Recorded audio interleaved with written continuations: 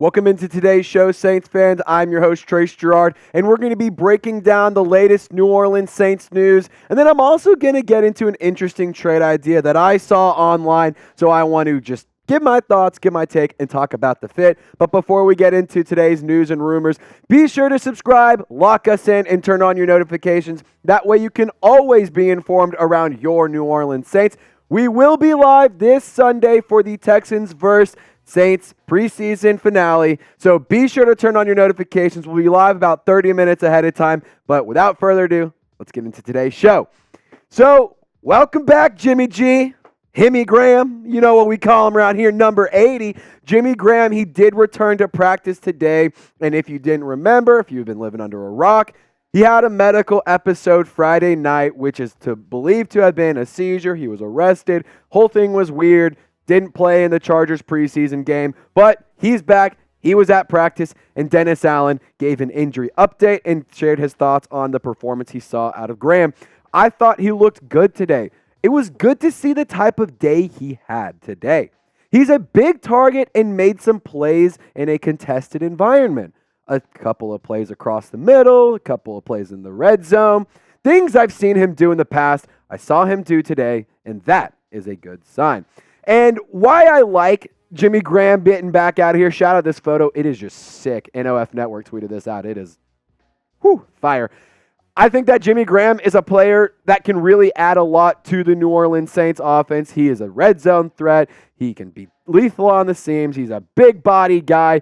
He has value in the New Orleans Saints, but he is fighting for a roster spot on that 53-man roster. So Jimmy Graham being back and healthy is very good news for his own career and for the potential of him to come back on the team this season. But we also have some other injury updates from Dennis Allen in his post-practice press conference. Say that 10 times fast. Brian Brzee, your first-round pick, he left practice early today because he got poked in the eye. A.T. Perry, he missed practice today with an illness.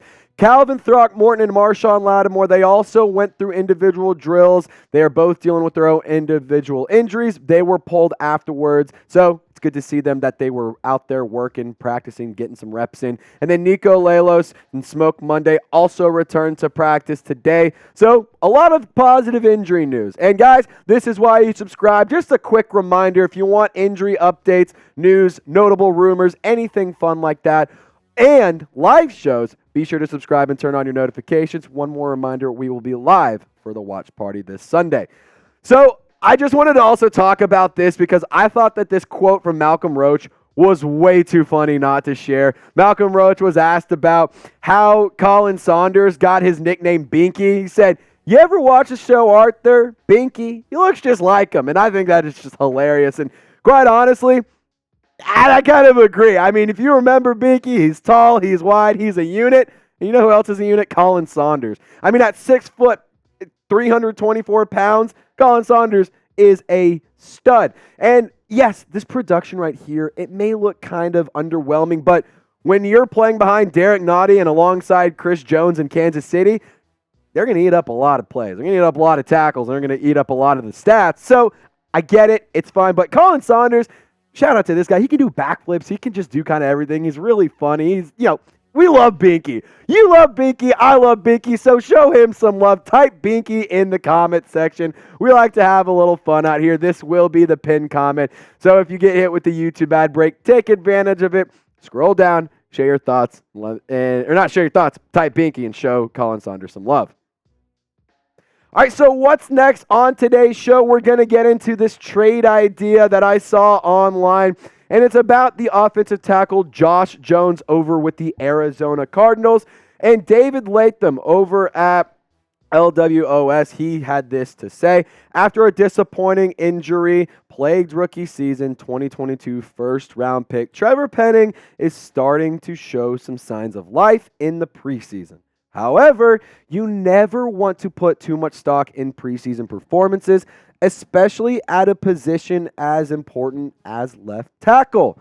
Penning still needs to prove that he belongs in the NFL. And if he fails to meet expectations, then the Saints need to trade for Josh Jones. Even if Penning earns the starting left tackle spot, Jones could still slide inside and bolster an objectively terrible interior offensive line. So I'm going to talk about the offensive line here in just 1 second. But here's some more on Josh Jones in case you didn't know. Here's just kind of who he is. In 2020, he was he's a third-round pick. He is in the final year of his contract. So if you did trade for him, you'd likely have to, trade and, give him extension, pay him or whatever if you wanted to do that.